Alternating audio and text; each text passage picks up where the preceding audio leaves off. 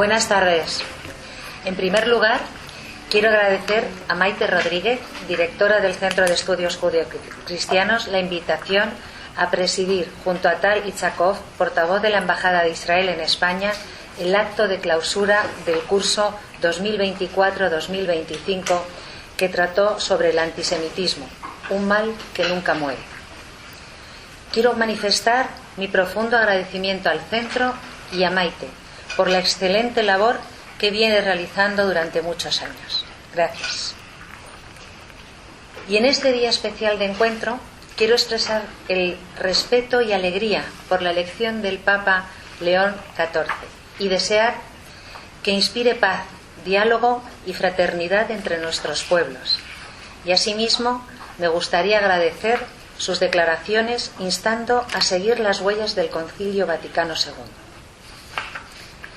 En este auto de clausura contaremos con la intervención del doctor Alejandro Baer del Consejo Superior de Investigaciones Científicas, quien hará la ponencia de clausura del curso 2024-2025. Y por último solo quiero decir que es un honor formar parte de esta mesa con los ilustres ponentes. Muchas gracias.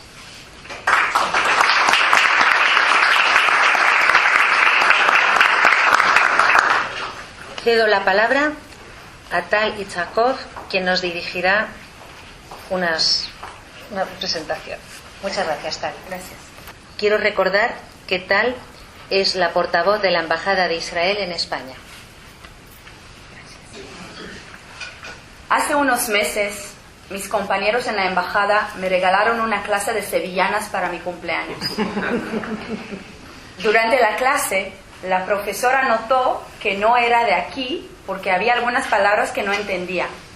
A fin de cuentas era una clase de sevillanas. Me preguntó de dónde era y le respondí, ¿vivo en Madrid? Insistió, sí, pero ¿de dónde eres? Le dije, de Israel. Y en tono de broma dijo que quienes ocultan información suelen ser jueces o policías. Me quedé callada unos segundos. ¿Cómo podía explicarle que me da miedo decir que soy de Israel cuando me encuentro en un entorno desconocido? Estas sensaciones de inseguridad no solo son mías, son sentimientos que muchas personas judías e israelíes que conozco experimentan y que incluso algunas personas no judías comparten. Presidenta de la Comunidad Judía de Madrid, Estrella Bengio, directora del Centro de Estudios Judeocristianos, Maite Rodríguez, profesor Alejandro Baer, investigador del CSIC, padre Carlos Vasconcelos, representante de la Congregación de Nuestra Señora de Sion en España. Shalom a todos. Es un verdadero placer estar aquí con vosotros esta tarde y me siento muy honrada por la invitación para participar en este acto de clausura del curso del Centro de Estudios Judeos Cristianos y tener la oportunidad de escuchar la conferencia del profesor Baer, uno de los más destacados y comprometidos profesores españoles dedicados al estudio del antisemitismo contemporáneo. Desde la masacre terrorista del 7 de octubre de 2023, se ha producido un alarmante crecimiento del antisemitismo. Los ataques contra personas por el hecho de ser judías, los discursos y declaraciones anti-israelíes, el hostigamiento del movimiento BDS y difusión de calumnias se han convertido en algo cotidiano. Eso no se limita a los judíos, quienes defienden la causa de Israel o simplemente mantienen posiciones equilibradas, son señalados, amenazados y cancelados en ciertos entornos. De hecho, mucha gente cercana a Israel no lo dice públicamente por temor a las críticas. La obsesión y la presión anti-israelí han llegado a límites que jamás se habían producido y es la causa principal del ambiente de hostilidad hacia los judíos y hacia Israel. Estigmatizar y deslegitimar a Israel se ha convertido en uno de los elementos más destacados de lo que hoy se considera políticamente correcto.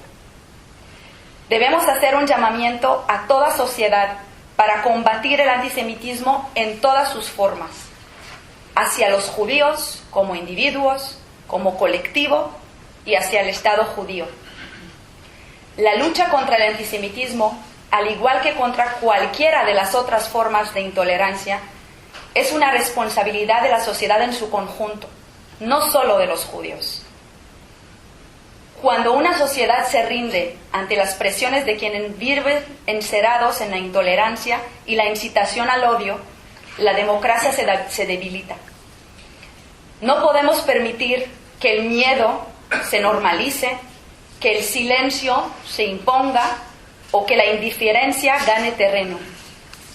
Hoy, más que nunca, necesitamos alzar la voz, no solo por los judíos, no solo por Israel, sino por los valores que compartimos y en respeto a la dignidad de cada persona. Porque luchar contra el antisemitismo es también luchar para una sociedad más justa, más libre y más humana. Toda, gracias y shalom.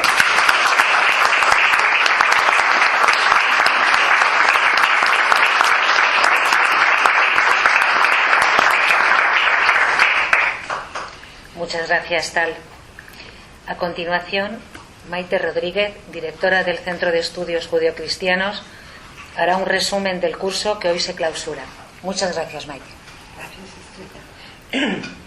Gracias a todos por su presencia y bienvenidos un año más a esta clausura del Centro de Estudios Judeocristianos, en la sede precisamente de esta parroquia de San Juan Crisóstomo, que estamos encantados de celebrarla un año más aquí. Y por ello quiero iniciar mi intervención agradeciendo a don Fernando, el párroco de esta comunidad, su siempre amable acogida para con nuestro centro. Muchas gracias. Del mismo modo quiero demostrar nuestro reconocimiento a doña Tali Sacot, portavoz de la Embajada de Israel, y a doña Estrella Bengio, presidenta de la Comunidad Judía de Madrid, por haber aceptado a presidir hoy este acto. Muy especialmente a mi amiga Estrella, porque la avisé con muy poquito tiempo, porque desgraciadamente el presidente de la federación, que la invitación es lo que os figura, que os iba a presidir hoy, pues bueno, cosas del cargo, ¿no? Ha sido nombrado presidente del Comité Judío Europeo y entonces pues ha tenido que salir y bueno, y en este caso ¿qué hace una? Pues abusar de los amigos. Entonces la llamé a Estrella y la dije, por favor, me dijo, ahí estoy. Entonces, siempre está. Como siempre, muchísimas gracias, Estrella, por tu generosidad siempre para con el centro. Gracias, Maite. Igualmente agradezco muy especialmente a nuestro ponente, al profesor don Alejandro Baer, al que conozco desde adolescente, que comparta sus conocimientos con todos nosotros impartiendo esta ponencia de clausura. Y yo también quiero comenzar mi intervención uniendo nuestras oraciones a la de toda la cristiandad por el sumo nuevo pontífice, felicitándonos precisamente por su elección y que sus primeras intervenciones ya nos está instando a seguir las huellas del Concilio Vaticano II y nos pide que seamos puentes de diálogo. Y de eso precisamente es de lo que tratará nuestro próximo curso, tal y como nos informará en unos momentos el padre Carlos Vasconcelos. Agradecemos un año más la presencia de las autoridades que hoy nos acompañan, el padre Macías, director de la oficina del arzobispo de Madrid, el señor cardenal, a don Rafael Vázquez, secretario de la Subcomisión de Relaciones Interconfesionales de la Conferencia Episcopal, a doña Yael Cobano, rabina de la Sinagoga Or Hadash, a doña María Arroyo, directora de comunicación de la Federación de las Comunidades Judías, que hoy representa a la Federación, a doña Berta Bensadón, vocal de Cultura de la Comunidad Judía de Madrid, y como no, también a una gran amiga, a doña Eva Leyman, vicepresidenta de la Fundación Violeta Friedman. Demás autoridades, queridos amigos de la comunidad judía, socios del centro, alumnos, amigos todos que somos. En el curso que hoy clausuramos ha llevado por título Antisemitismo, un mal que nunca muere. Cuando ocurrió desgraciadamente los hechos, ya el curso estaba comenzado hace 2 años. Entonces, este año estábamos obligados a que este tema fuera tratado en el centro, porque el anterior había sido imposible por estar ya organizado. Y nuestra intención ha sido, al estudiarlo, ha sido cómo la historia ha evolucionado desde el antijudaísmo tradicional de los primeros siglos al antisemitismo actual. Hemos visto cómo el rechazo hacia los judíos ha ido evolucionando a lo largo de los siglos, adoptando formas distintas, según contextos históricos y culturales. En los primeros siglos de la era cristiana, el antijudaísmo venía marcado por un carácter religioso. Los cristianos primitivos, deseosos de diferenciarse del judaísmo del cual precisamente surgieron, comenzaron a construir una narrativa teológica que culpaba a los judíos de la muerte de Jesús y presentaba al pueblo judío como obstinado y ciego ante la verdad cristiana. Esta retórica fue instrumental para justificar siglos de marginación, discriminación y violencia contra las comunidades judías en Europa. Durante la Edad Media, este antijudaísmo religioso se intensificó con acusaciones como la de deicidio o la profanación de hostias y rituales de sangre, lo cual alimentó pogroms, expulsiones y segregaciones en guetos que permitió que el perjuicio se arraigara profundamente en la sociedad europea. También en el curso, aparte de todos estos temas, hemos estudiado cómo la llegada de la Ilustración y el proceso de secularización, el antijudaísmo religioso comenzó a transformarse en antisemitismo moderno, de carácter principalmente racial, político y económico, y a finales del siglo XIX, con la influencia del nacionalismo y de las teorías pseudocientíficas sobre las razas, los judíos ya fueron vistos no solo como una religión distinta, sino como una raza inferior, una amenaza para la identidad nacional. La figura del judío como banquero explotador, conspirador o incluso ajeno a la nación fue popularizada por autores y políticos en países como Francia, Alemania y Rusia. Todos recordamos el caso Dreyfus en Francia o los protocolos de los sabios de Sion, que también hemos visto y estudiado, son claros ejemplos de esta nueva forma de odio. Este antisemitismo racial encontró su punto culminante, hemos visto en la última parte del curso, con el nazismo en el siglo XX. Adolf Hitler y el régimen nazi promulgaron una ideología en la que los judíos eran el enemigo absoluto del pueblo alemán. Esto desembocó en el Holocausto, el genocidio sistemático de 6 millones de judíos, junto con otros grupos perseguidos. Esta tragedia marcó un antes y un después en la conciencia global sobre el antisemitismo. Hemos constatado que a pesar del horror del Holocausto, el antisemitismo no ha desaparecido. No tenemos más que abrir la prensa, televisión. En la actualidad adopta formas diversas, desde teorías conspirativas en Internet, ataques a sinagogas y cementerios, discursos políticos que reproducen estereotipos antisemitas bajo el disfraz de una crítica legítima, especialmente en el contexto del conflicto israelo-palestino. En la memoria de todos ustedes está la fatídica fecha del 7 de octubre y la muerte y cautiverio de hombres, mujeres, niños, ancianos y civiles, que aún siguen retenidos y sufriendo tortura. Y desgraciadamente nuestras sociedades no distinguen entre la línea, entre la crítica al Estado de Israel, absolutamente legítima, y el antisemitismo real, y a menudo esta línea se difumina, eso permitiendo que los prejuicios antiguos resurjan de formas nuevas. Muy a pesar nuestro, hemos constatado que el odio contra los judíos ha mutado desde un rechazo teológico hacia una ideología de odio más completa y persistente. Entender esta evolución creemos que es esencial para reconocer y combatir el antisemitismo contemporáneo en todas sus formas. La labor del centro es, y ha sido siempre, luchar contra esa lacra, a través de la formación, la educación y a través del diálogo. Por ello, voy a terminar mi intervención repitiendo las palabras que hace unos pocos días nos dijo el Papa León XIV. Seamos creadores de puentes entre las religiones. El mundo necesita la luz de Dios. La humanidad lo necesita como puente para ser alcanzada por Dios y por su amor. Ayudémonos también los unos a los otros, siendo una unidad que no anula la diferencia y construyamos puentes con el diálogo, el encuentro, unidos todos, para ser un solo pueblo y siempre en paz. Muchas gracias.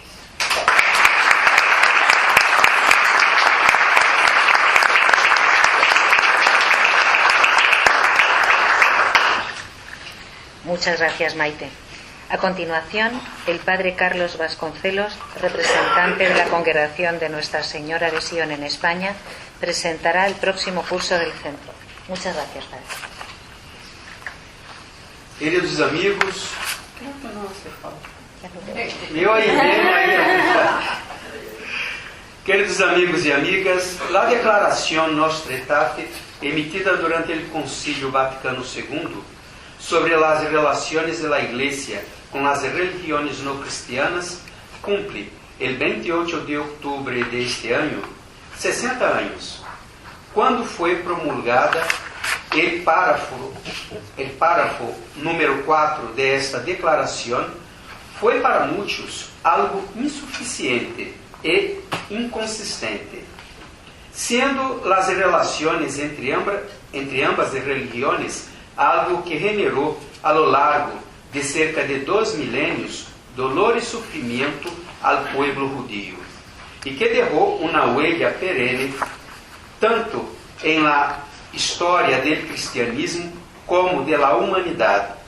Este dolor provocado por persecuciones, difamaciones y muertes, que solo en el transcurso de la Segunda Guerra Mundial provocó un genocidio, más de 6 millones de muertos a manos de los nazis y sus colaboradores. Aunque el párrafo número 4 parezca algo tan breve ante la dimensión del problema causado por siglos de desprecio y persecuciones, este pequeño texto ha venido generando a lo largo de estos 60 años un gran cambio en las relaciones judeo-cristianas. Y con base en el mismo, se han emitido muchos documentos, afirmaciones y gestos prácticos en el seno de la Iglesia, como la visita del Santo Padre Juan Pablo II a la Gran Sinagoga de Roma en abril de 1986, visita que se ha convertido en una tradición, ya que los papas posteriores han repetido su gesto. Fue una visita histórica, donde San Juan Pablo II se refirió por primera vez al pueblo judío como nuestros hermanos mayores en la fe. Por su parte, el actual gran rabino de la comunidad judía de Roma, Ricardo Di Segni, manifestó en entrevista al Vatican News, por ocasión del 35 aniversario de la primera visita de un sumo pontífice a aquella sinagoga. Ciertamente, havia consciência de que se tratava de um acontecimento histórico, de gran valor simbólico, que marcava um giro em la forma de tratar las relaciones entre los dos mundos. Foi um acontecimento que tuvo importância, sobretudo, desde o ponto de vista mediático, porque a imagem del abraço entre os dois representantes religiosos, o Papa Juan Pablo II e o Rabino Hélio Toff, superou por si sola as dificuldades teológicas. Nadie lê, salvo alguns especialistas, os documentos de las comisiones e todos ven las imágenes. Las palabras también tenían su significado y en particular la definición de hermanos mayores, aunque esto no nos entusiasma desde el punto de vista teológico, porque en la Biblia los hermanos mayores son los malos y los perdedores.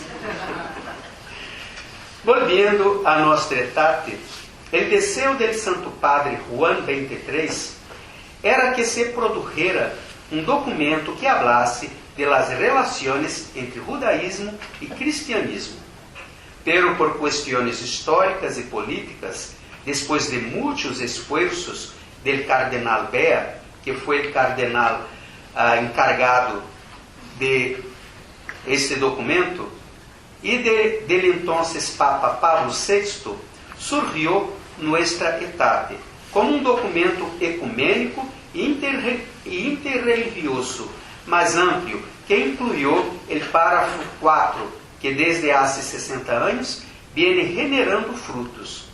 Y aunque con avances y retrocesos, viene cambiando no solamente las relaciones entre judíos y católicos, sino también, muy despacio, la mentalidad del pueblo católico hacia el pueblo judío.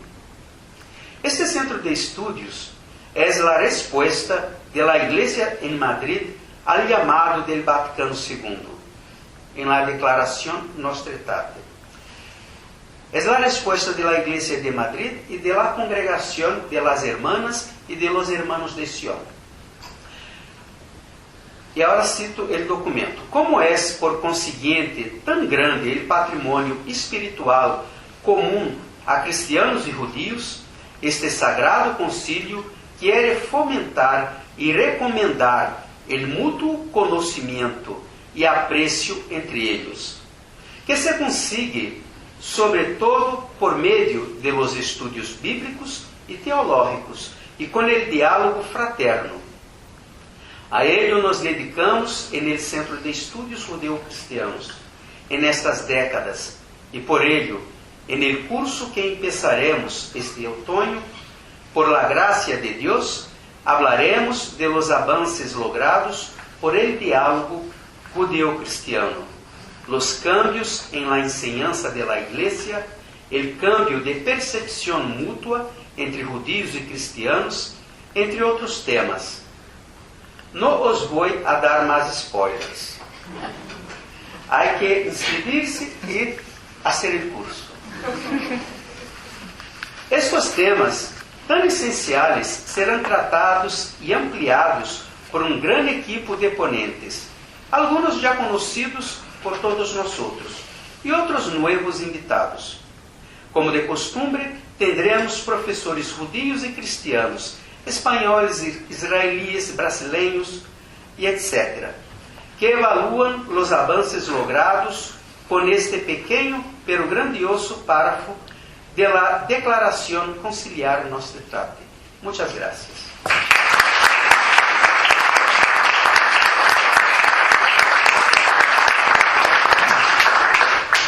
Muchas gracias, padre. A continuación, el doctor Alejandro Baer impartirá la conferencia magistral El antisemitismo del siglo XXI, fuentes intelectuales e ideológicas. Alejandro Baer es sociólogo, especialista en estudios de memoria, violencia y estudios judíos contemporáneos. Ha sido profesor en la Universidad Complutense, la Universitat Bayreuth y la Ludwig Maximilian Universität de Múnich.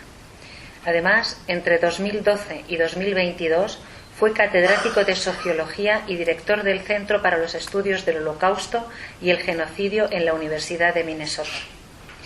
Ha escrito varios libros: Holocausto, Recuerdo y Representación, El testimonio audiovisual, Imagen y memoria del Holocausto, Memoria y olvido en la era del post-holocausto, Las éticas del nunca más.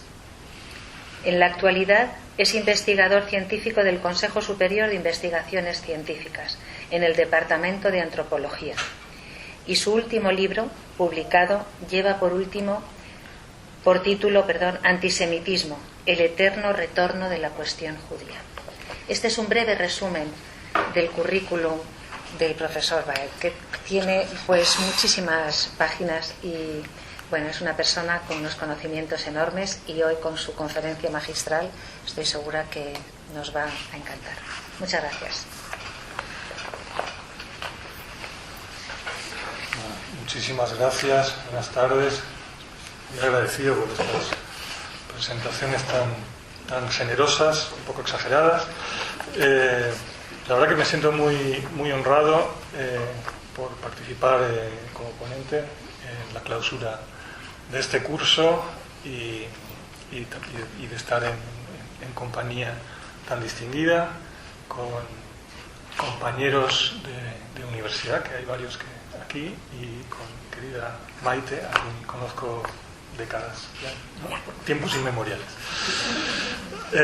Mi intención es presentar algunas de las conclusiones de este trabajo reciente, que es un trabajo breve, ¿no? El antisemitismo, el eterno retorno de la cuestión judía, que ha citado Estrella. Es un libro que aborda el antisemitismo en sus distintas formas históricas, pero también la mitad del libro está dedicado al presente, es decir, ver las formas históricas para dar las claves de sus manifestaciones contemporáneas. Y bueno, aborda el antisemitismo contemporáneo. Si pensamos en los focos más activos del antisemitismo, son el islamismo, la extrema derecha. Otro foco más velado, pero también activo, son las nuevas derechas populistas y el antisemitismo en las izquierdas. Y quiero abordar este último caso en esta ponencia, el tema del antisemitismo en la izquierda, que suele ser un elefante en la sala, especialmente en las salas o aulas universitarias. Está ahí, pero no está a la vista de todos.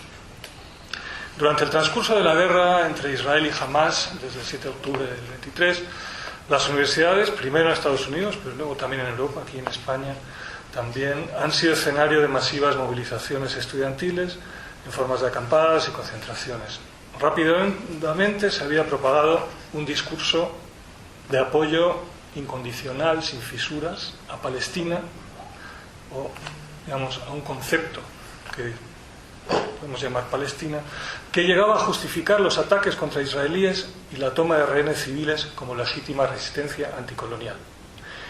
En realidad nada de lo que estaba sucediendo era nuevo en las universidades, pero nunca se había manifestado de forma tan intensa, tan nítida y tan continuada como ha sucedido desde el 7 de octubre de 2023. Estas movilizaciones abrieron, bajo el paraguas del antisionismo, un clima de permisividad que produjo actos y manifestaciones inequívocamente antijudías. Muchos se preguntaron por qué precisamente las universidades se volvieron un terreno proclive al antisemitismo y sobre todo con tan escasas defensas para identificarlo como tal. Me gustaría aportar 3 ejemplos que vienen de mi trabajo durante una década en la Universidad de Minnesota, y quiero mostrar estos ejemplos o presentar estos ejemplos para iluminar este ángulo ciego antisemita en la academia. El primero de ellos lo titulo Charlie Hebdo y la protección woke. En la primavera del 2015, justo hace 10 años, me vi envuelto junto a otros 2 colegas en la Universidad de Minnesota en un proceso por discriminación y acoso. Habíamos organizado una mesa redonda abierta a toda la comunidad universitaria titulada ¿Puede uno reírse de todo? Sátira y libertad de expresión después de Charlie Hebdo. Esta mesa redonda iba a tener lugar tuvo lugar pocas semanas después del atentado islamista contra la publicación satírica francesa que todos recordaréis. Para anunciar el acto usamos una imagen de la publicación. Mostraba una figura masculina con atuendo blanco, barba y turbante, con lágrimas en los ojos y la frase todo está perdonado. Igual recordáis, esa es la portada de Charlie Hebdo, justo la primera publicación después de los atentados. Pocos días después se puso en contacto con nosotros la oficina de Affirmative Action and Equal Opportunity de la universidad. Habían recibido una queja de estudiantes musulmanes por haber utilizado una imagen que consideraban profundamente ofensiva y contribuía a crear un ambiente hostil para los estudiantes musulmanes en la universidad. A raíz de esta queja se nos abrió un proceso por discriminación y acoso. Comenzó una investigación con una serie de interrogatorios telefónicos, por correo electrónico, preguntas como quién participó en la creación y aprobación de este cartel, por qué se usó esta imagen, cómo se difundió el póster, etc. La investigación duró 3 meses, durante los cuales sabíamos que un resultado adverso podía llevar a la suspensión temporal de empleo o incluso a la expulsión de la universidad. ¿Qué pasó? Bueno, seguí en la Universidad de Minnesota, con lo cual fuimos eximidos de sanción, pero no de culpa, ya que el decano de la facultad emitió una severa reprimenda pública a través del correo electrónico en que se consideró nuestra conducta, la mía y la de estos otros dos colegas, reprobable. El caso del cartel lo menciono no como un caso de antisemitismo, aunque quizás se podía ver también como un caso de antisemitismo, porque no sé si por casualidad los tres organizadores de este evento éramos judíos, pero digamos no tengo la prueba de que era realmente una cuestión de antisemitismo, pero lo muestro como para mostrar el contexto y la cultura del campus americano, y como veremos hay muchos elementos que luego se trasladan también a las universidades europeas. Es un ejemplo de la cultura de cancelación, las políticas de la identidad llevadas a su expresión más extrema y paradójica. En este caso, los denunciantes demandaban el acatamiento de un tabú de obligada obediencia para los fieles de esa comunidad religiosa, ¿no? La prohibición de la representación icónica del profeta Mahoma, que además no es una constante en la historia del Islam, como constató uno de los ponentes de la mesa. Eran 4 especialistas, un jurista, un especialista en historia del Islam, un caricaturista del diario local de Minneapolis y una persona más que ahora mismo no recuerdo. El argumento que esgrimieron los denunciantes, y que acogió la oficina, ¿no?, en su denuncia, pues lo podría haber desestimado también, es que el uso de la imagen creaba una atmósfera de falta de respeto u odio percibido real hacia esta comunidad de estudiantes. Sin embargo, tanto la denuncia como su admisión ignoraba por completo el contexto general y el marco académico del evento. Por un lado, varias personas habían sido asesinadas por hacer uso de su libertad de expresión como periodistas de un seminario satírico. Por otro, el hecho que el foro académico buscaba precisamente un debate informado sobre las tensiones entre la libertad de expresión y el respeto a las sensibilidades de las comunidades religiosas, ese hecho parecía tampoco tener ningún peso en esta oficina que admitió esa denuncia. El contexto es el campus americano. Se han creado políticas, oficinas, protocolos para admitir a trámite quejas por casos sutiles, microagresiones, como los llaman, prejuicio inconsciente o implícito que dañaba a minorías vulnerables. Este marco de protección entiende que el sexismo, el racismo o la islamofobia, en este caso, no solo existen de manera evidente y explícita en las mentes de aquellos que provocan las agresiones.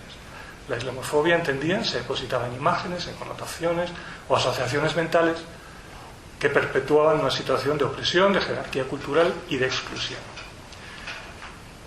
Claro, no hay duda de que el lenguaje y la cultura, en términos generales, conforman sedimentos en los que se deposita el prejuicio. Eso es un hecho. Y quien haya simplemente ojeado un poco la historia del antisemitismo sabe que esto es así.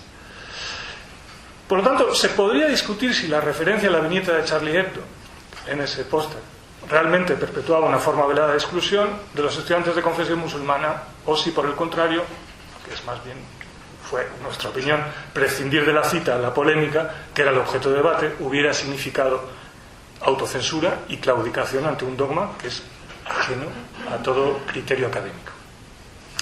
Ahora bien, no es este el lugar para dirimir esa cuestión, pero sí lo es, por eso digo que esto es el marco, el contexto, lo que quiero seguir presentando, sí es el lugar para llamar la atención que la sensibilidad de la institución universitaria ante imágenes, discursos o comportamientos que puedan resultar ofensivos para minorías raciales, sexuales o religiosas no se aplicaba para la minoría judía. Veamos por qué en este segundo ejemplo que voy a presentar. Este segundo ejemplo lo titulo Diversidad, Equidad e Inclusión, DEI, que últimamente está mucho en los periódicos, excluyente. DEI es un término genérico que engloba los programas y políticas orientadas a mantener un entorno integrador que dé cabida a la diversidad, fundamentalmente étnica o racial, de los empleados de las instituciones, en este caso de la universidad. En marzo del año 21, la Universidad de Minnesota organizó una serie de cursos DEI obligatorios para miembros del personal de administración y servicios, bajo el título Apoyo a las comunidades oprimidas. Os cuento un poco cómo funcionan estos cursos y las problemáticas que conllevan.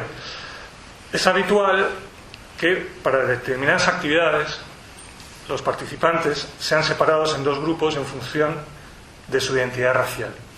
Blancos por un lado y BIPOC, Black, Indigenous and People of Color, ¿no? Gente de color, por otro lado, ¿no? Este es un término de la teoría postcolonial y los estudios críticos de raza. Se refiere a personas consideradas no blancas por la sociedad mayoritaria y expuestas al racismo cotidiano, institucional y de otros tipos debido a atribuciones étnicas.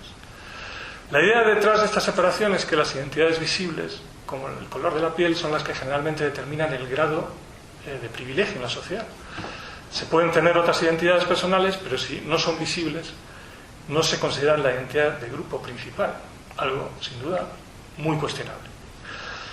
En ese sentido, la separación de grupos raciales ofrecería a la gente de color un espacio para hablar libremente de sus experiencias de discriminación en una sociedad blancocéntrica. Por eso, esa es la lógica detrás de estas separaciones para dinámicas, actividades en estos cursos. Ahora, ¿cuál es el caso? ¿Qué ocurrió en este curso? Derivó en un conflicto, del año 21, de marzo del 21, que evidenció las limitaciones de esta metodología y de las teorías que le subyacen. En el curso participaban dos profesionales judías y estas le dijeron a la coordinadora sobre el hecho de que no se sentían cómodas participando en el grupo blanco. Una de ellas, además, había sido víctima de un delito de odio antisemita por parte de supremacistas blancos en su anterior empleo en una universidad de Texas. Intentaron explicar a los responsables del curso sobre las complejidades de la identidad judía y además la forma en que históricamente se habían estigmatizado y perseguido a los judíos con criterios raciales. Maite acaba de presentar, ¿no? La racialización de los judíos, el antisemitismo racial en el siglo XX. Pero los expertos en diversidad e inclusión le respondieron que la identidad judía era blanca y que debían realizar la actividad en el grupo al que habían sido asignados. A raíz del incidente, estas dos profesionales, y así yo me entero del asunto, se pusieron en contacto con el Centro de Estudios de Holocausto y Genocidio y también con el que es el que dirigía yo en ese momento, y el Centro de Estudios Judíos, para que hiciéramos algo, o sea, abordáramos de alguna manera el problema. No se trataba de impugnar la totalidad de las iniciativas de EI, como está haciendo Trump ahora, y tampoco ni de dejar de poner el énfasis en las personas de color cuyas experiencias con el prejuicio y la discriminación eran patentes y continuas. Pero al mismo tiempo era necesario señalar la contradicción en la que incurrían con la exclusión de la identidad judía y la negación del antisemitismo. Dado que no se trataba de un incidente aislado, la tarea que se nos planteaba era buscar enfoques más coherentes de los cursos de formación sobre el racismo. Luego, si queréis, ¿no?, os cuento un poco cómo siguió esto, pero lo que traigo esto para evidenciar, ¿no?, cómo este curso de diversidad, equidad e inclusión, para mostrar hasta qué punto los judíos y el antisemitismo constituyen realmente un ángulo ciego en el antirracismo y en su institucionalización en las universidades. La cultura woke, alerta, atenta, se había explayado en la lucha de las mujeres, el Me Too, el racismo antinegro o la islamofobia, donde el control del lenguaje ha sido extremo, pero no parecía tener vigencia cuando se trataba de aquellos que posiblemente han sido los objetos de odio más antiguos en la cultura occidental. Percibidos como blancos o de raza blanca, como miembros de un grupo religioso, únicamente y como una minoría exitosa económica y educativamente, los judíos ocupan un espacio liminal dentro de estos binarios, ¿no?, que constituyen las relaciones raciales contemporáneas estadounidenses y cada vez más también europeas.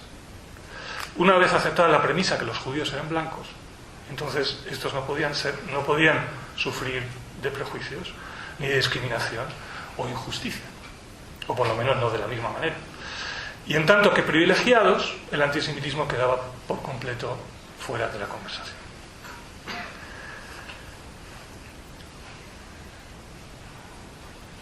El programa de ahí de la Universidad de Minnesota también es un ejemplo de esta doble marginalidad judía, marginal para la cultura mayoritaria y también para las minorías.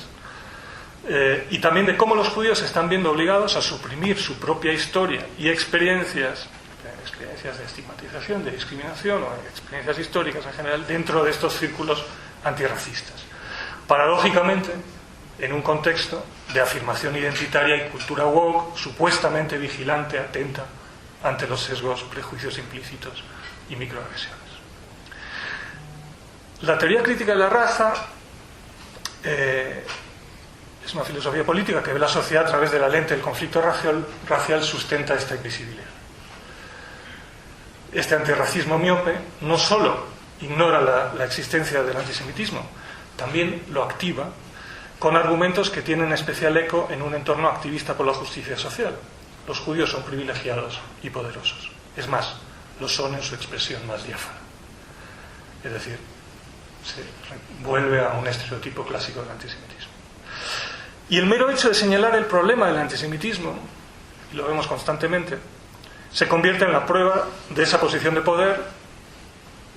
Insistir en la especificidad del antisemitismo sería la expresión, la percepción general, de un excepcionalismo judío que demostraría el papel privilegiado de los judíos. En este círculo, en definitiva, el antisemitismo se reproduce en su propia negación. Voy al tercer ejemplo, que lleva el título Solidaridad con la Palestina indígena. A mediados de mayo de 2021, como veis, no me he aburrido en la Universidad de Minnesota durante ese periodo. A mediados de mayo del 2021, coincidiendo con la escalada más grave del conflicto entre Hamas e Israel, previo al 7 de octubre del 23, los profesores y estudiantes del Departamento de Sociología recibimos un correo electrónico que invitaba a firmar un comunicado de solidaridad con el pueblo de Palestina.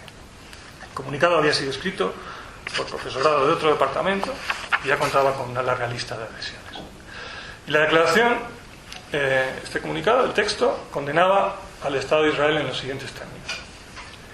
Como miembros de una universidad que se ha apropiado de tierras y que reside en la tierra de Minnesota-Macoche, del pueblo Dakota, somos dolorosamente conscientes de nuestra complicidad con la violencia del colonialismo del asentamiento contra los pueblos indígenas y el continuo despojo de sus tierras en Turtle Island, que es el nombre empleado por algunos pueblos indígenas y por activistas de derechos indígenas para referirse a América del Norte. Insistimos en nuestra responsabilidad ética y política de alzar nuestras voces contra el colonialismo y el apoyo militar y financiero del gobierno estadounidense al Estado de apartheid de Israel. Escribiendo desde el lugar de los asesinatos de Jamal Clark, Philando Castile, George Floyd y algunos más, todos ellos víctimas de violencia policial, reafirmamos nuestro compromiso con el anticolonialismo, la abolición y el desmantelamiento de la violencia estatal militarizada en todo el mundo. Claro, recibimos esto y me puse en contacto con un colega alemán, con el que comparto cierta sensibilidad por estos temas, y decidimos responder de forma abierta a esa lista de correo. Todavía hasta el día de hoy no sé si eso fue una buena idea. Pero bueno, la cuestión es que respondimos con una serie de puntualizaciones e información de contexto que nos parecían imprescindibles para una comprensión cabal del conflicto. No sin antes reconocer la situación crítica de la población palestina en Gaza y las violaciones de derechos humanos de las que eran objeto también en Cisjordania. Señalamos que el comunicado omitía los ataques de cohetes de Hamas contra objetivos civiles. Cuestionamos que el actual Israel se equiparara en su totalidad con otros casos de colonialismo. También nos preguntamos por qué ese momento de violencia daba lugar a una difusión de un comunicado en nuestro departamento cuando en las 2 décadas del siglo que habían pasado habían arrojado un saldo de gravísimas violaciones de derechos humanos en varias otras partes del mundo. Citamos Nagorno-Karabaj, Darfur, Siria, los uigures en China, la represión estatal en Egipto, la matanza masiva y desalojo de los Rohingya en Myanmar, pero ninguno de estos había suscitado una reacción similar ni un comunicado similar. Nuestro correo no tardó en ser respondido, de manera muy crítica. A un estudiante de doctorado de origen indio escribió que hablar de dos lados era totalmente inadecuado cuando estaba en juego la ocupación estatal, el apartheid y la violencia. Otros nos decían que estábamos reproduciendo el discurso de All Lives Matter, ¿no? Que era, digamos, el anti-Black Lives Matter. Y un doctorando también sentenció categórico que no era relevante la omisión de detalles sobre el conflicto ni las diferentes entidades palestinas para una declaración que llama al conflicto, lo que es colonialismo de asentamiento. Interesantemente, quien estaba de acuerdo con el comunicado, eran unos pocos, no respondieron a la lista, nos mandaron un correo de manera individual.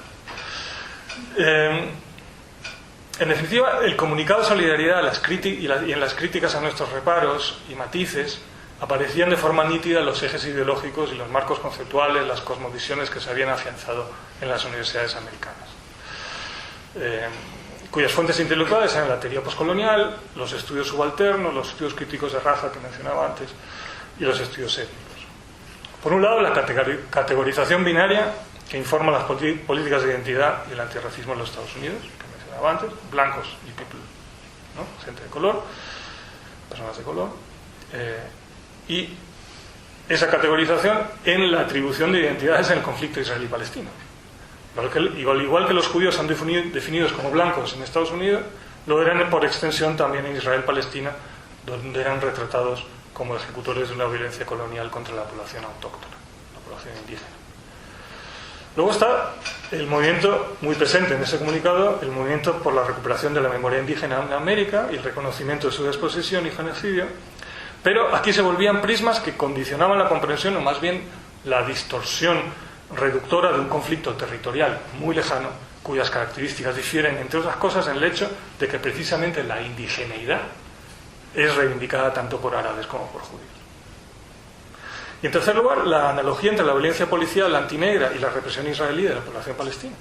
La suposición a priori de que Israel es esencialmente Estados Unidos en Oriente Próximo permite también esa equiparación.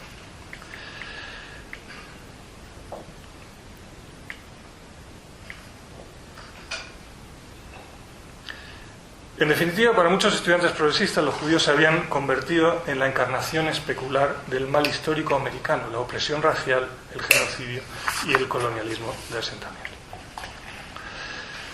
Y así es como llegamos al 7 de octubre y a las movilizaciones, y no solo y al hecho y al tipo de discursos, de proclamas que se extendieron primero en Estados Unidos, pero luego se trasladaron a Europa, y aquí en España se adoptaron prácticamente como un copia y pega. Ahora mismo en la Universidad Complutense de Madrid, donde se ha reactivado la acampada, el lema de la acampada hace un año era sionistas fuera de la universidad, y el lema este año es universidades por la descolonización de Palestina, paremos el genocidio. Es un poco como la cabecera de la pancarta que decía Palestina libre del río hasta el mar, alto al genocidio. Es decir, paremos el genocidio, cometamos otro genocidio.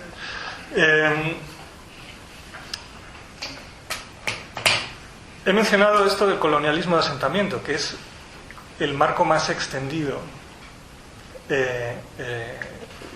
teórico, ¿no? El prisma y activista, ¿no?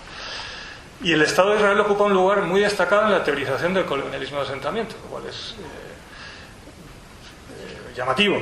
De hecho, se ha convertido en su ejemplo paradigmático. Según el acuñador del término, el historiador Patrick Wolf, el colonialismo de asentamiento identifica sociedades como Estados Unidos, Australia y Nueva Zelanda, en las que el dominio colonial, la extensión a ultramar de estados de base europea, se combinó con la inmigración a gran escala de colonos metropolitanos que someten y desplazan a los habitantes indígenas, reclaman sus tierras y establecen una sociedad permanente en la que su estatus privilegiado está consagrado por ley. Ahora, el colonialismo de asentamiento aplicado a Israel, de hecho el segundo número de la revista Settler Colonialism está dedicado exclusivamente a la cuestión palestina, Aquí se entiende que el propio proyecto sionista es colonial y por lo tanto ilegítimo. Esto, bueno, es evidente, ¿no? Es analíticamente, bueno, decir engañoso es decir poco, porque en esta equiparación con el colonialismo occidental se pasan por alto demasiadas diferencias y creo que no hay tiempo y además que no creo que sea necesario en este marco el señalarlas. La descripción de Israel como un Estado colonial es inaceptable para la mayoría de israelíes y judíos del mundo, porque ven a Israel tanto un lugar propio, de refugio o de retorno. Es cierto, y eso yo creo que hay que reconocer eso, de que esta perspectiva judía, donde el énfasis está en la soberanía y la necesidad de un hogar nacional, ha tendido a minimizar que en ese proceso de construcción estatal, que es más bien un proceso de state building postcolonial, es decir, de construcción estatal postcolonial, ¿no? La potencia colonial era Gran Bretaña y luego hay un state building postcolonial por parte del Estado de Israel, que en ese proceso hubo violencia y hubo desposesión de una parte de la población árabe autóctona, ¿no? Que cual dio origen al problema de los refugiados palestinos. Si se pueden seguir llamando refugiados hoy en día es todo un debate, pero eso es un hecho que hay que reconocer, pero de reconocer a este hecho a reducir al Estado de Israel en su totalidad a un proyecto colonial, como vemos en este discurso que estoy describiendo, y por tanto ilegítimo, de ahí a esto hay un trecho muy significativo. Lo que quiero subrayar es que el colonialismo de asentamiento, en general este nuevo enfoque del discurso postcolonial o decolonial, proporciona un estribo teórico a los postulados más extremistas, tanto de la política palestina como de la política pro-palestina afuera, y también reforzando los extremos israelíes. En las manifestaciones en Estados Unidos y Europa, las pancartas reproducían esta idea maximalista en que los fines justificaban también los medios más atroces. Lo habéis visto, lo habéis leído, por todos los medios posibles. By all means possible, ¿no? Decía, Palestina vencerá. Así, las poblaciones del sur del país atacadas por Hamas no eran sino asentamientos sionistas, y sus habitantes no eran civiles sino colonos. Palestina libre del río al mar, el eslogan más coreado de las manifestaciones, excluye la posibilidad de dos estados, uno palestino y otro judío, en ese territorio. Significa la liberación de una ocupación colonial que comenzó con la creación del Estado. La mirada de colonial intrínseca al antisionismo confunde Israel en su conjunto con lo que podrían ser los asentamientos ilegales o la ocupación militar de Cisjordania, y en consecuencia excluye cualquier compromiso, negociación o escucha de la historia o la perspectiva del otro. Aquí el énfasis está en un primordialismo identitario que reclama soberanía y la tierra, toda la tierra. Y aquí hay otro matiz importante, porque descolonizar en el contexto estadounidense, o incluso en el contexto europeo, ¿no? Donde hay una revisión crítica de los legados del colonialismo, que es algo positivo, ¿no? En Estados Unidos, en Australia, es sobre todo descolonizar es una metáfora para pensar autocríticamente un pasado de violencia y de silenciamiento de voces, conocimientos y culturas indígenas. En Israel, descolonizar es algo muy distinto. Era algo tan concreto y tangible como las masacres del 7 de octubre. ¿Me quedan unos 5 minutos o cómo vamos? 7 minutos. Me has dado 5.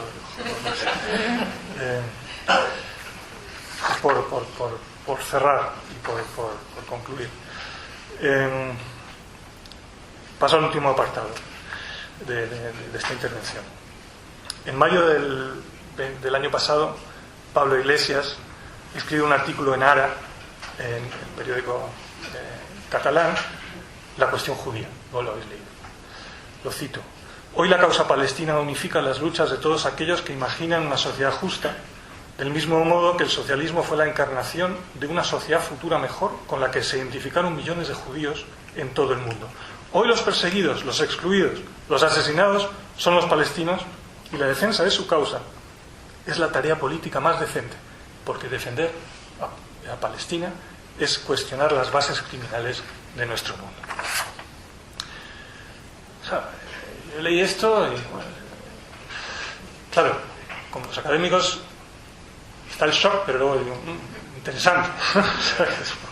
Entonces, claro, aquí que la sensibilidad progresista interrogue críticamente la hegemonía israelí sobre ese territorio, denuncie violación de derechos humanos de población palestina, todo esto es comprensible. Esto no es el tema, pero claro, si Palestina se vuelve el paradigma, la zona cero de los males que afligen al mundo, si Palestina explica y representa todas las demás injusticias, entramos en el terreno del antisemitismo. Porque entonces Israel no puede ser otra cosa que el ejemplo supremo de la maldad humana. Y esto nos retrotrae al mito del deicidio que mencionaste antes, Maite, y también, en cierta medida, a San Pablo y a la posibilidad de una emancipación total. Si se libera Palestina del judío, se libera la humanidad de toda opresión. En definitiva, una nueva teología del reemplazo. Los palestinos suplantan a los judíos como pueblo elegido y los judíos del presente matan a la nueva figura divina. La memoria globalizada del Holocausto ha contribuido a este nuevo reemplazo. Pocos imaginamos, y los que estamos aquí hemos participado en activar la memoria del Holocausto en un ámbito público, más allá de las comunidades, pero no imaginamos que esta memoria del Holocausto retornaría con un boomerang antisemita. Como escribe Pascal Bruckner, cuando Israel comete crímenes, y lo hace, como todos los estados del mundo, no puede ser otra cosa que un genocidio. La memoria del Holocausto judaiza a los palestinos y nazifica a los israelíes y también a los judíos que no repudian al Estado de Israel. En esta inversión del Holocausto, los judíos habrían perdido también el derecho a su memoria por haberla traicionado. En el relato del antijudaísmo cristiano, los judíos fueron ciegos al significado de sus propias escrituras. Rechazaron la profecía de salvación y por ello fueron castigados con la pérdida de soberanía, con humillación, con opresión. En la versión antisionista, los judíos son condenados por no haber aprendido las lecciones del Holocausto, del que fueron víctimas. En la nueva teoría del reemplazo, construida sobre falsas analogías y falsas premisas, el judío ha perdido nuevamente los derechos sobre su propia herencia. Lo escribió Alan Finkielkraut hace ya unos años. Nuestro crimen ya no es la doble lealtad, sino la falta de alteridad. Ya no somos los judíos de la diáspora malos franceses, malos alemanes, malos españoles en nuestro caso, sino malos judíos, judíos fracasados, judíos traidores a sí mismos, no merecedores de su historia. Nuestros nuevos fiscales nos condenan por falta de sensibilidad judía. Lo que se espera de nosotros hoy en día es que neguemos a Israel. El judaísmo que el judeófobo reclama es sin Israel. Otro autor, que es excompañero de la Universidad de Minnesota, Bruno Shawat, considera que estamos ante un reciclaje moderno de la noción paulina del verus Israel, el verdadero Israel, y señala que el judío auténtico es el que ha superado el particularismo judío, un particularismo que adopta hoy la forma de soberanía nacional y apoyo a un Estado judío. Y hay en esta actitud, aunque aparezca en el lenguaje de las ideas progresistas y el antirracismo, los ecos de un viejo prejuicio que también procede del universalismo ilustrado. El judaísmo es retrógrado y excluyente, los judíos son un grupo egoísta y la lealtad a sí mismo es más importante que cualquier otra. Pero podemos ir más atrás y ver la antigua condena al judío por su obstinada resistencia a integrarse en un orden universal. Los judíos, en definitiva, nos hemos convertido otra vez en una decepción. Pero en la visión antisionista, al igual que en el pasado, todavía hay salvación posible. ¿Cuál es? Durante las movilizaciones estudiantiles en la Universidad de Sevilla, los estudiantes pro-palestinos colocaron un cartel en una de las vallas de la universidad que decía: libera el judaísmo del sionismo. En la llamada a esta nueva conversión, es decir, a la separación radical entre judaísmo e Israel, se atacaba un elemento esencial de la identidad judía. Y como escribe Santiago Kovarlov, filósofo judío argentino, voy terminando, es cierto que los judíos de la diáspora debemos reivindicar ante Israel y tantas veces como sea necesario nuestra posibilidad de plasmar un judaísmo distinto al suyo. Pero no menos cierto es que se impone afirmar nuestro parentesco indisoluble con Israel. No somos israelíes, pero tampoco somos quienes somos sin Israel, y menos todavía contra Israel. Fin de cita. Ahora, ese parentesco entre Israel y los judíos de la diáspora, el que comprende todo tipo de sensibilidades y de posturas políticas, incluyendo las más críticas, como estamos viendo en los últimos días en el contexto político actual, ese parentesco es negado en el discurso antisionista. Concluyo aquí. Estos son algunos de los mimbres ideológicos, con sus anteojeras, ángulos ciegos, incongruencias o falsedades históricas que configuran el momento antisemita contemporáneo. Como decía antes, no es el único foco del antisemitismo, pero sí es uno de sus más activos y más extendidos. Maite dice que no hay preguntas, pero sí que déjame decir que estoy a vuestra disposición para preguntas, comentarios y críticas ahora cuando nos tomamos el aperitivo. Quedas convocado para en otro curso en el centro con todas las preguntas que quieras.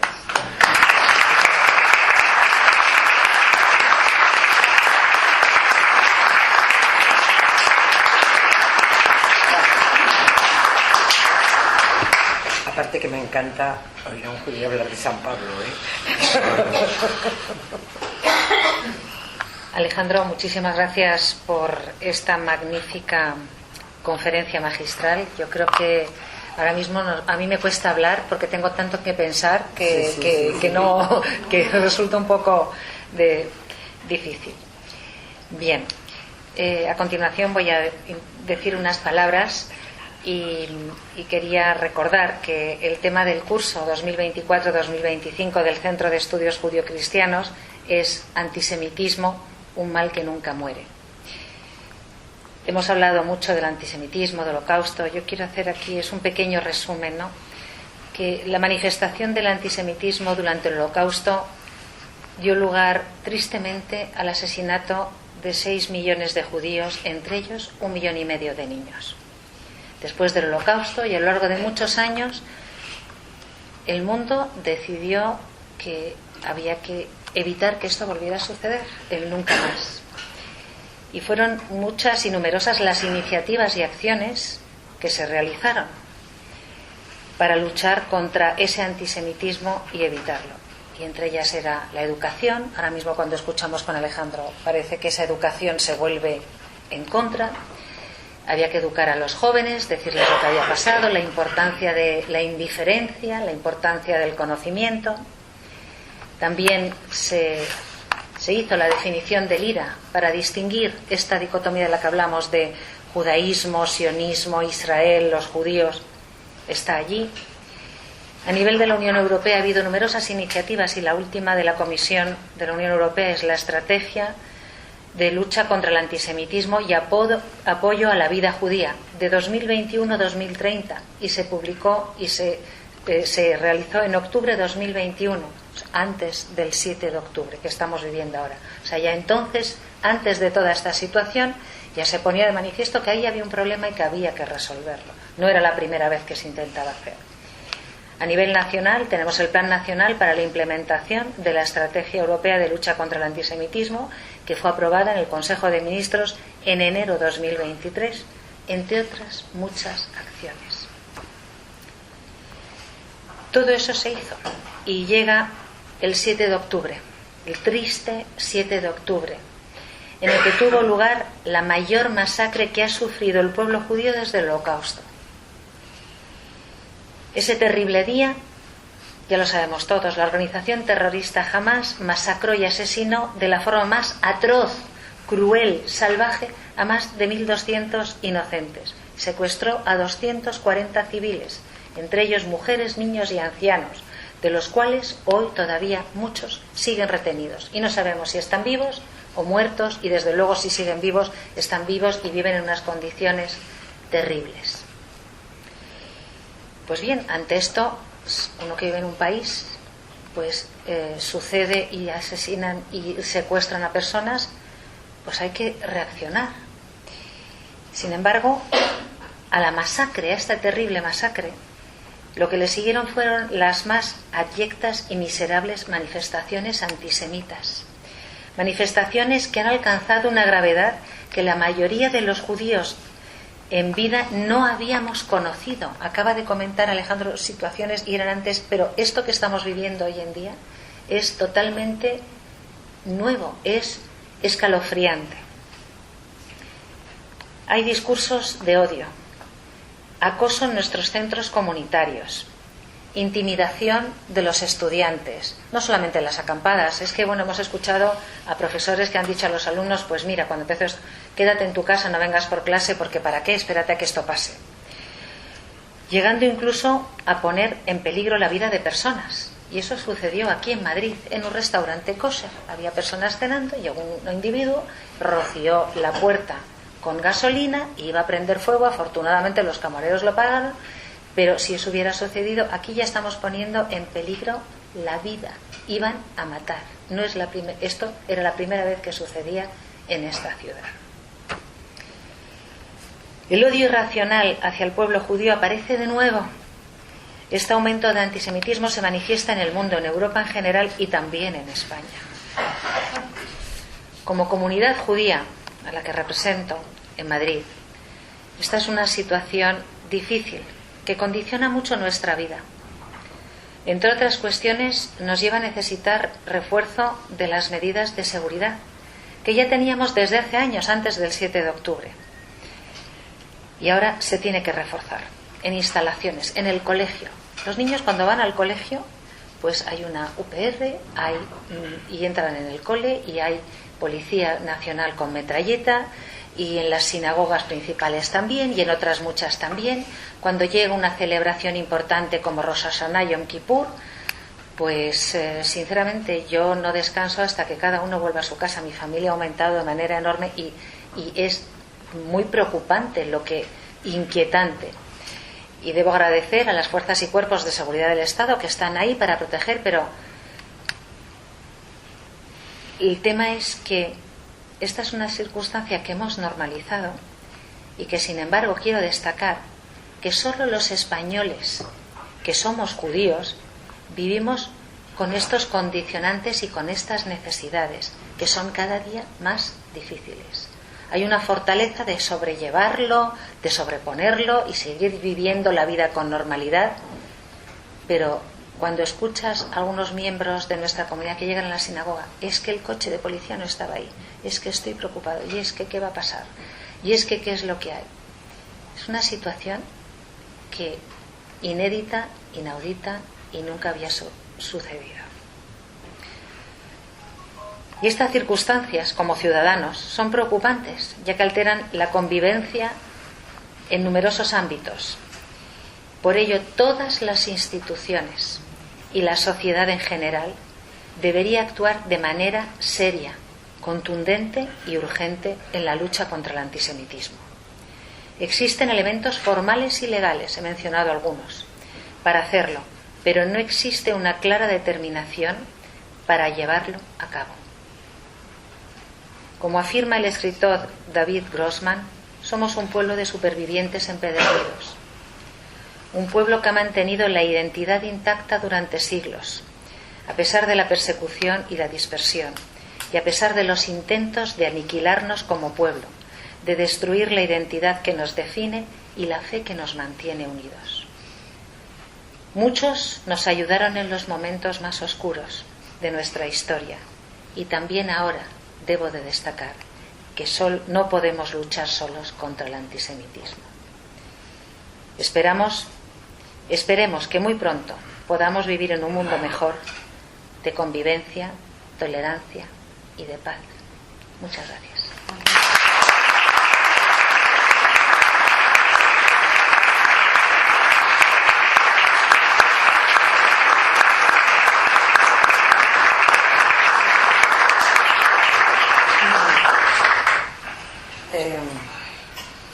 Pocas veces tenemos presidiéndonos la mesa tres amigos judíos.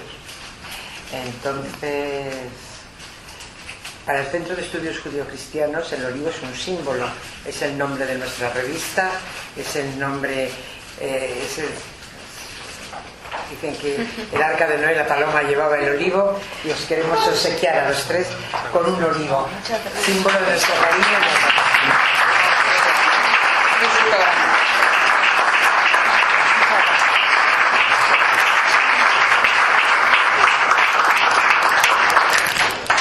Sinceramente, Maite no podía ser más acertado después de los testimonios, las palabras que hemos escuchado.